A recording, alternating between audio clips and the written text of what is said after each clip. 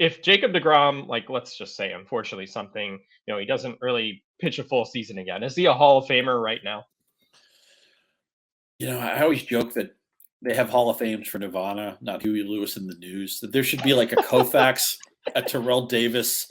If you're a Comet, if you're undeniably great, legendarily great for a short amount of time, that means more to me than if you're really good for a long period of time. You kind of compile your way into the Hall of Fame. I would have no problem if deGrom made it. I don't think he's going to. I mean, he's 84 wins. It's funny. Yeah. The 300 win pitcher is probably dead. We're at a point now where 200 wins may be what 300 wins used to stand for. Yeah, for sure.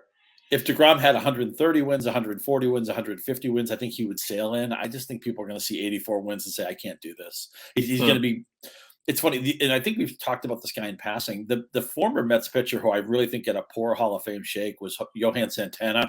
I'm not saying he's necessarily a Hall of Famer, but the idea that they closed the case on him immediately or just about immediately seems silly to me. I think he's borderline. I have no problem if Santana was in the Hall of Fame.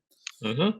Yeah, me too. Me too. And I do think the thing about deGrom, like, let's say, his career is shorter than we expect right now. He's never not been great.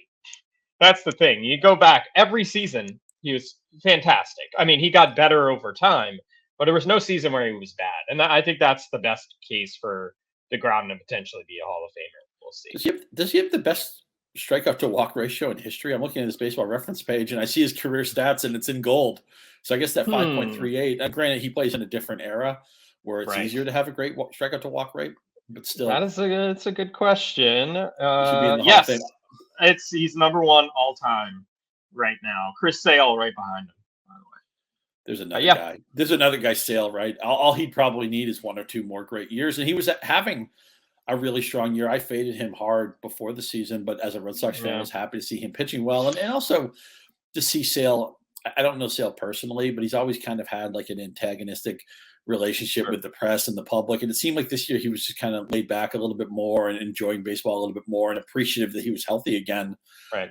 I have mad respect for what he's pitched through. I know he's pitched through injuries before. He's obviously was part of a championship team in Boston, but another contract that's not going to age well. And look, I get it. These teams have to try something, right? I mean, look at the Rockies. They threw all this money at Chris Bryant. Is Chris Bryant done in his early 30s? It's starting to look like maybe he is, but I'd rather the teams at least try something. Rangers try to get deGrom, see if it works out.